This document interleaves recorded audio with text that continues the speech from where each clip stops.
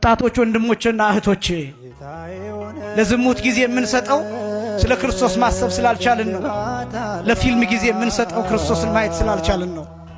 የክርስቶስን መከራ የክርስቶስን ፍቅር በልባችን ጥቂቱን አሳድረን ቢሆን ኃጢአት ልትሰራ ስትሄድ ይወጋሃል፣ ይቸነክርሃል። ቁስሉ ቢያምህ፣ ቁስሉ ቢጠዘጥዝህ፣ ግርፋቱ ቢሰማህ፣ መቃተቱ ቢገባ ኃጢአት አትሰራም። እጅህን አንስተህ ትመልሰዋለህ፣ እግርህን አንስተህ ትመለሳለህ። አስበህ ታማትባለህ፣ ትተዋለህ። ሐሳብህን ውሳኔህን ትቀይረዋለህ። ምክንያቱም ትዝ ይልሃል መስቀል ላይ የደቀቀልህ አምላክ አለ፣ የተራቆተልህ አምላክ አለ፣ የቃተተልህ እንደ ጨርቅ የሆነልህ መስቀል ላይ አለ።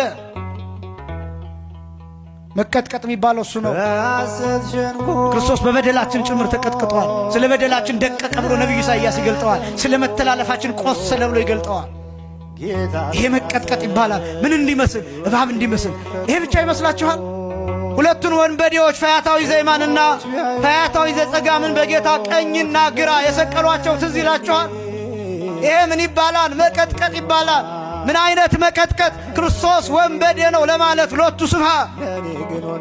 ለእርማት አይደለም የተሰቀሉት፣ ለመቀጣጫ አይደለም የተሰቀሉት፣ ለወንጀላቸው መልስ እንዲሆን አይደለም የተሰቀሉት። እነዚያ ወንበዴዎች የተሰቀሉት ክርስቶስን ወንበዴ ለማለት ነው።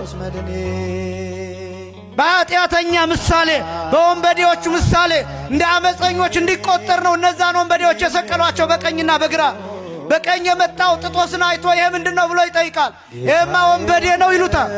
በመሃል የተሰቀለውን ይሄ ሲላል፣ እሱማ ዋናው የወንበዴ አለቃ ይላል ክርስቶስ። በግራ የመጣው ምንድነው?